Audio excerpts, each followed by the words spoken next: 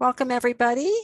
This session is to give you an overview of your Forever Storage account and help you get comfortable with working with your photos and other memories that you're keeping in your account. So I'm going to start by actually going back to the Forever homepage here. So when you log into Forever, this is typically where you'll land, and you'll see several places where you can find additional information. But right here, there's the library and the albums and the tags. These are all part of your Forever storage, and we're going to get to the library there. But just an FYI, you can also go up here to the upper right-hand corner. We call this the hamburger menu.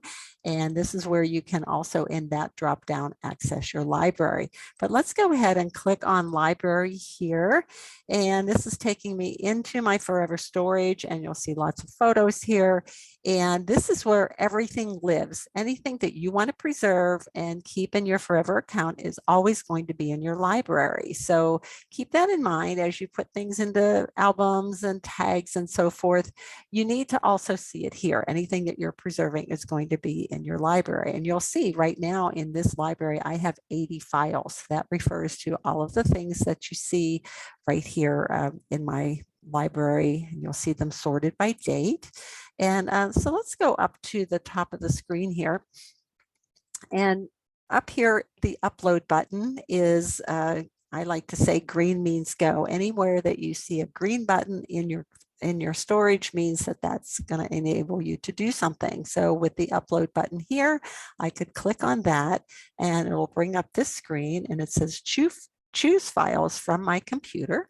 And so I could click on that, and then that enables me to go into my pictures folders. And here's one that I was getting some items from. I'm going to choose just a handful more of photos out of that particular folder. I'm using my shift key and selecting multiple photos, and you'll see those 3 photos coming in. Once they've all come in and the green line shows that they've been added, and this down here says I'm done uploading, or if I had more that I wanted to go retrieve, I could do that. But so those items are now in my library, and actually you'll see the number changed to 83.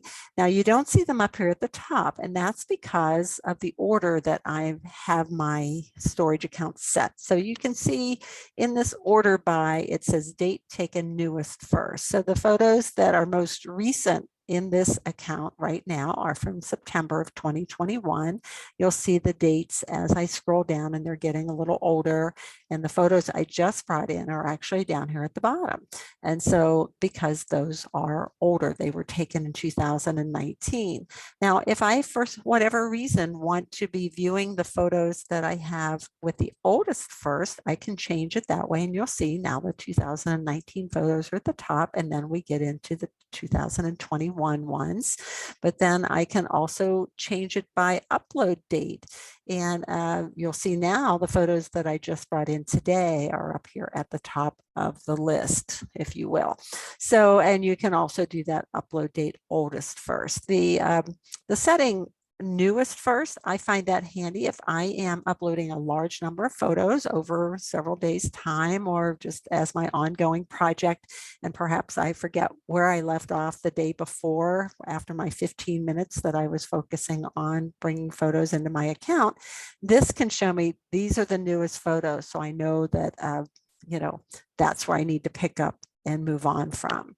So if we move across the screen here in the middle, you see a search bar. If I can search for files by names, descriptions, you're going to learn in another session how to add descriptions, how to add tags, and that would be a way that you could just pull up all the items, all the files that have those commonalities.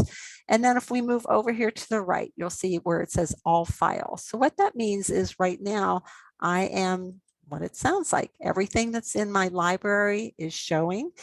Now, if I want to drill down and not show as many, so most of what I have in here is photos, but I think I do have a video. So if I click on show only videos, well, now I'm seeing just that video. So that's a way that I could quickly find those.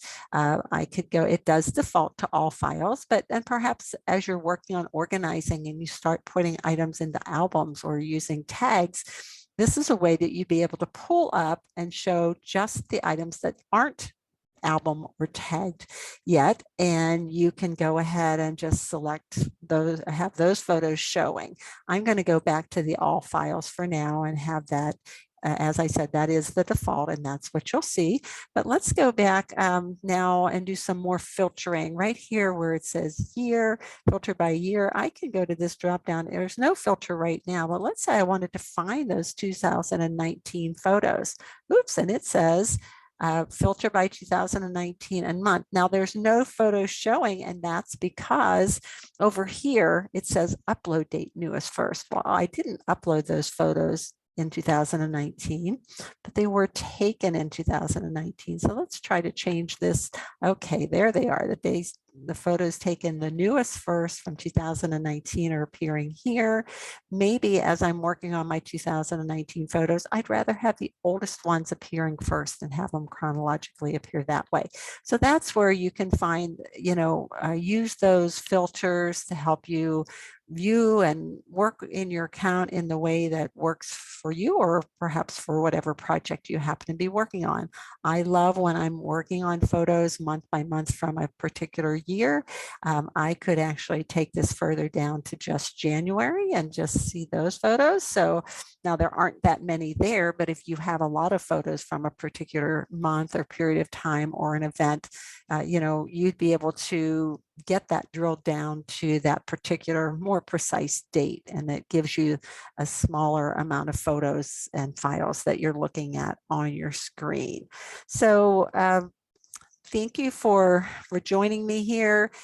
You are going to see some more advanced, more technique of how to actually take these files. I'm going to go ahead and remove the filter there. You can take these many files that you have preserved in your library, but then you'll be able to put them into albums. Kim's going to show you how that's done. You'll be able to tag them, and you'll notice that each of these tabs also has a green button, right? So if you're creating an album or creating a tag, or you want to create a print project with your photos, you can see that green button's always there for you.